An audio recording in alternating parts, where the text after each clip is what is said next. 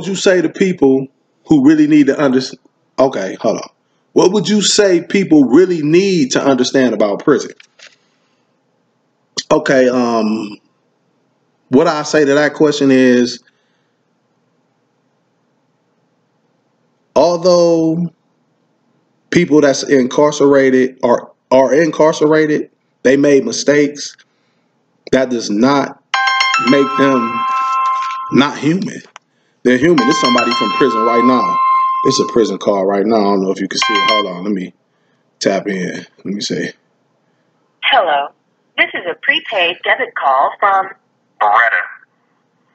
Yes. An inmate at the Richland Correctional Institution. To accept this call, press 0. To refuse this call, hit. This call is from a correction facility and is subject to monitoring and recording. Yeah. Thank you for using GTL. Yo, what up? What up, man? I'm recording my first episode from outside looking in. You called while I was in the midst of doing it. I was actually about to shut it down, but since you called, I got you on speaker. Hopefully the people can hear you. I'm trying to hold it close to the camera so the people can hear you when I put it on here. Let me try to turn the volume up. But in the meantime, while I'm trying to do this, let me ask you a question. I want to ask you a question, and I want to get your honest opinion about it. So first, tell everybody what your name is. My name is Barretta Wilford. Barretta Wilford. Where you incarcerated at, Barretta? Richland Correctional.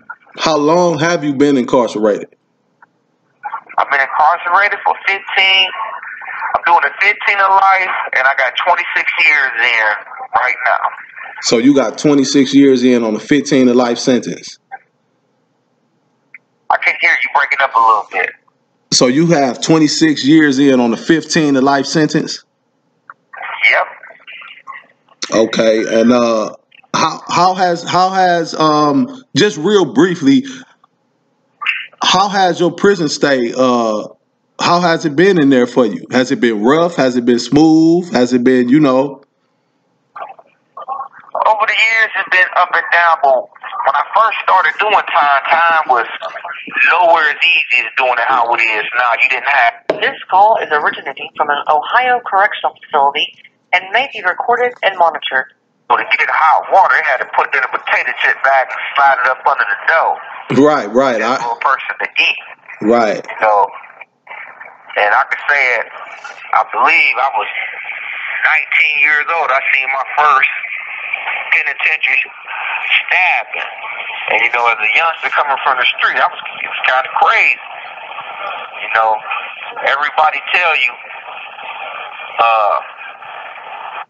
all this good glory stories about the street hustling, getting money, but the OGs don't never tell you how it is doing time, catching the fit.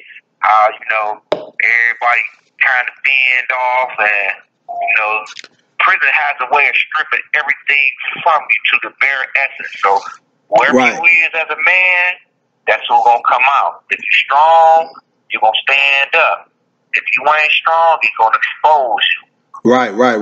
So, not to cut you off, but I know we only working with about 15 minutes here as far as your phone call go. So, let me just ask you a couple questions. These was questions. I actually answered these questions myself. I know you was calling, but I guess it's good that you did call. So now that you're gonna be on this is actually the first episode. So you're gonna be on the very first episode. Oh, okay. So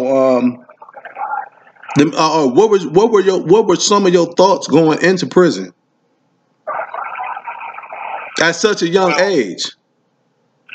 To be honest, when the judge told me in 1994 that the first time I'd be eligible for parole was in 2004, I was flabbergasted because I didn't even know how to write that number on paper. I just couldn't comprehend, like, what? And I guess, ripping and running the streets, I never thought I would get all this time. I know I was living a crazy, wild life, but when they hit me in the head with it, boy, whew. All right, that was a bitter pill to swallow. Okay, so you don't know your rights and the things that you love so much in life until they strip them away from you. Because in prison, you don't have a say so about anything. They control everything about you. It's coming through as 18 years old. I couldn't handle that. Right. So okay, let me ask you this question. What would you say to people? What would you say people really needed to understand about prison? Well, prison, it's hard. I mean, when you're in prison, your life stops. And I can't say how much that it means when you get that letter from somebody. The visits, the contact from people outside the world. Because, as I'm speaking to you, I forget about my everyday hustles and bustles and problems that I experienced in prison. This is like a release. And a person needs this, And a lot of people on the outside, they living their life. Life don't stop.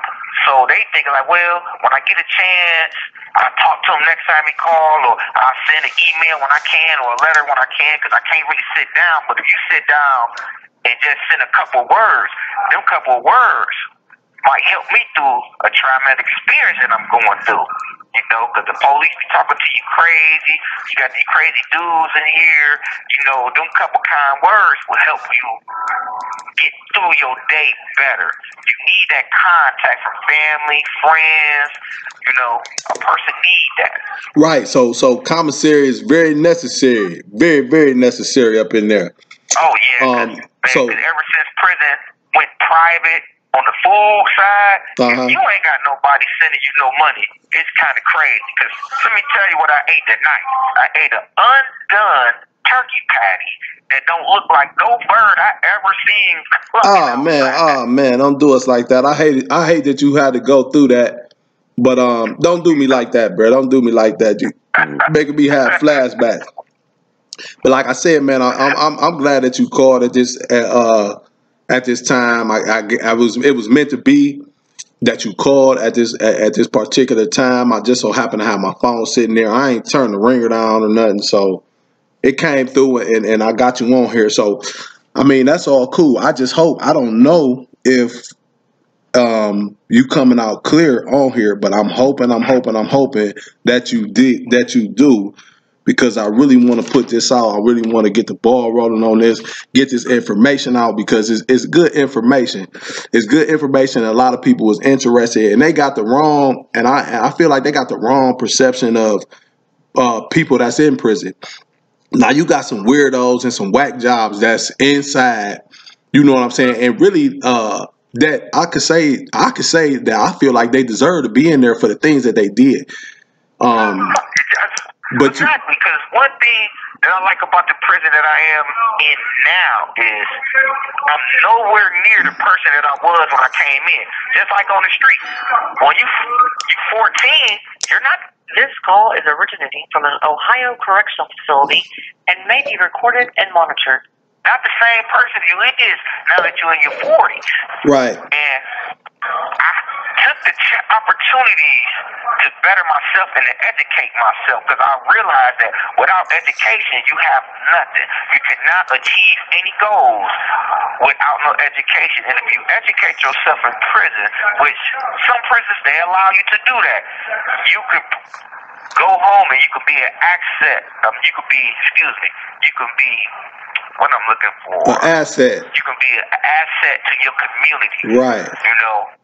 All right, let me stop you. Let me stop you, and let me get off into some of this other stuff. So, when you went to prison, what was your education level when you went to prison? When I went to prison, I had a 6th grade education level. 6th grade. 6th grade. So now, what do you have after 26 years in prison? What do you have? Like, what type of? I I've been to college. Okay. I completed Small Business Management 1. Small business management. I'm the first black certified solar panel installer in the prison system. Okay, congratulations on that. I'm a tailor. Right. And I'm an auto body technician. Auto body technician. So you have several different certifications that you can come and be reintegrated back into society and be successful. Yes. Okay. So what are some of your plans for when you are released from prison? Well, my first plan after spending time with my friends and family, I would like to, when I enter the workforce, work wherever I can find a job, first of all, because I do understand that even though I got so many skill level trades that I might not land in either one of them. So I take whatever I get and I look for something better when I get it. But some of my goals is I want to start me a janitorial service. Okay. And I would like to start me a alterations and repair service on clothing and maybe my own clothing line. All right, that's needed out here. That's much needed. And let me ask you this question: like during your prison stay, how do I want to ask this question? You can give names, or you don't have to give names if you don't want to. If you feel more comfortable not giving names, you know what I'm saying. That's all good. But who were some of the most influential people in your life during your prison stay that made you want to actually make that change to do better, to go get the certifications that you have? Or did you just come up with it yourself, and you decide enough was enough? Well, the one person that influenced me to change actually was you. When you was sitting when we was in the rack next to each other and I was trying to get this penitentiary money. I want to hustle. I want to go move a pack. I'm chasing as a bitch. When you told me, like, look, man, it's more to life than that shit. You need to sit down and chill. And you had me cook something to eat with you and Burner, and y'all both talked to me at different times. It was like, bruh, if you don't want to stay in prison the rest of your life, man, you better sit down and get yourself together and prepare for the street. And you gave it to me so raw and uncut that I had to adjust. I had to swallow it. I ain't like it when you first told me. Like, what the fuck you trying to tell me what to do? But it was the best advice you gave me. Because since you told me that over 3-4 years ago, that I accomplished so much. And now I'm on my way to the street. And I owe that to you and your brother, because y'all showed me love and you gave me that hard talk. And most men don't do that. So that was y'all my most influenced people that helped me out. Yeah, also, I kind of spoke on that a little earlier in this video about how the older dudes used to come and sit me down and talk to me. This call is originating from an Ohio correctional facility and may be recorded and monitored. How they used to talk to me because I was wilding, and I sit and listen, but then when they was done talking, I still go do my thing. So I'm basically trying to touch on that a little more, because that's kind of a lost art. Like it's really no such thing as big homies, like real big homies. You know what I'm saying?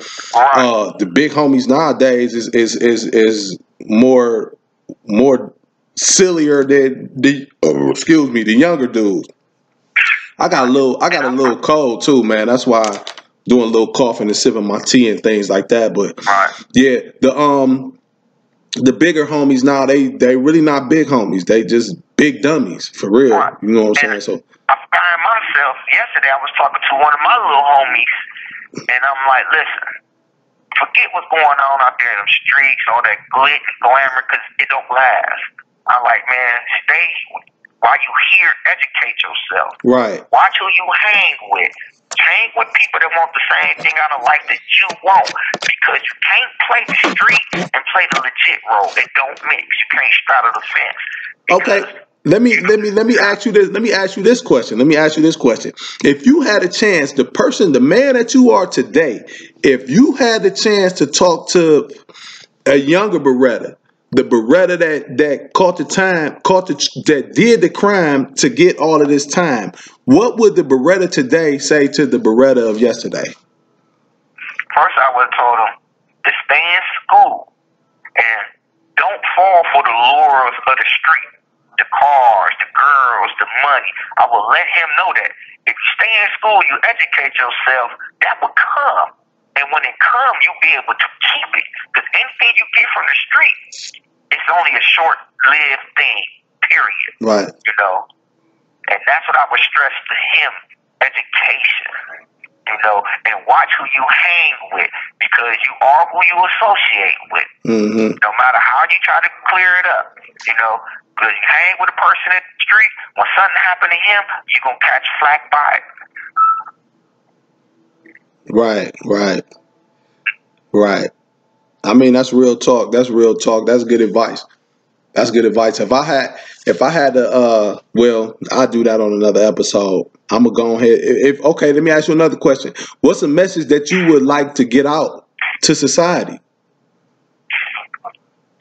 That about a person, about people that's in jail. Right. Coming from where you are, what's something that you would like for people out here in society to know?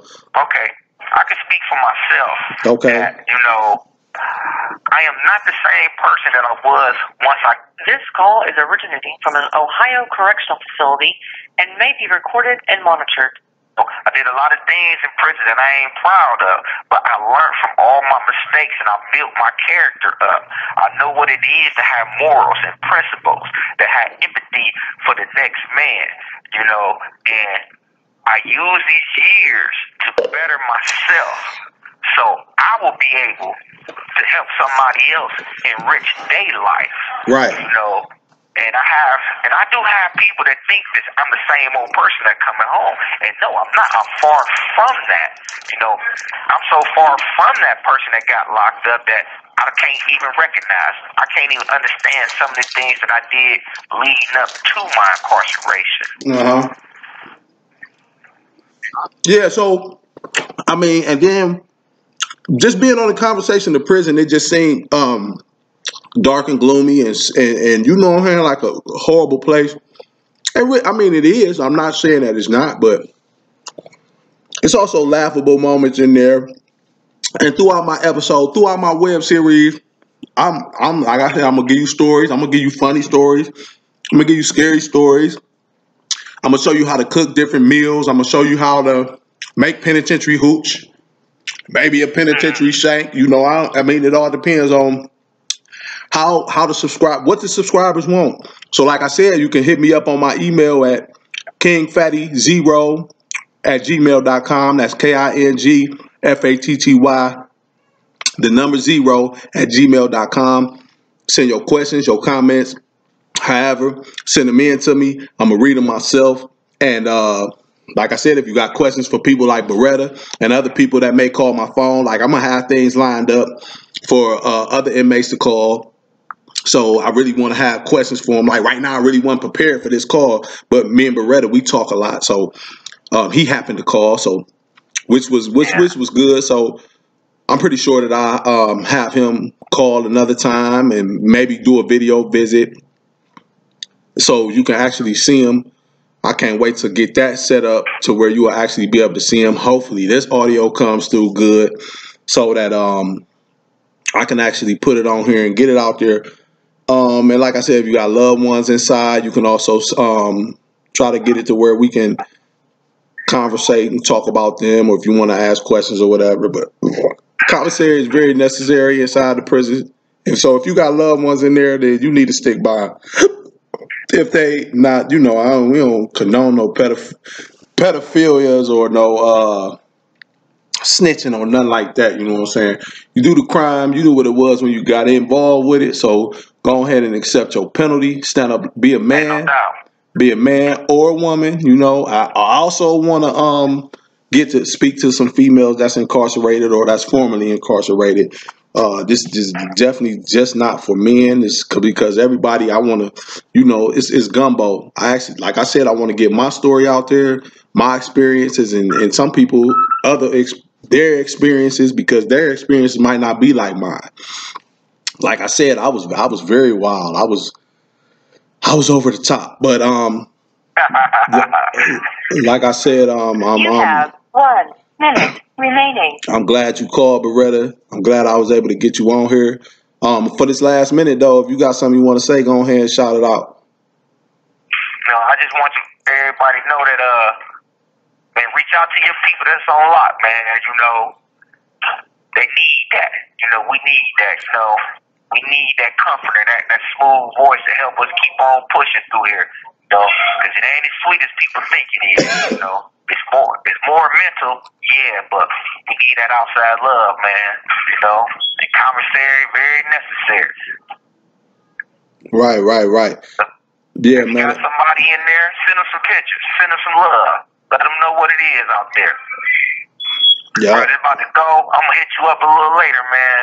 Yeah, I'm about to watch this game. All right, man. Keep your head up. Keep your nose clean. You feel me? Get out here. It's sweet out here. Yeah, I'm on my way. Full board, baby. Thank you for using GTL. So yeah, that was just I guess that was just the luck of the draw for real right there for him to call like that.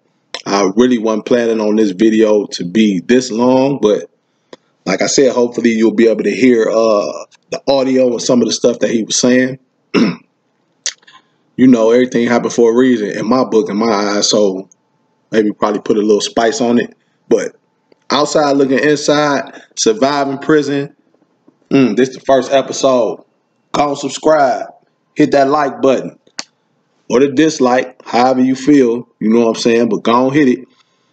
Stick around. Send your questions, comments in, or let me know what you want. I mean, what you want to see, what you want to learn about what happened in prison. I'm gonna give you my experiences. I got some other people that's gonna give you theirs as well. Stick around, man. Thanks for watching this. It's on and popping. You feel me? Yeah, stay safe. 1.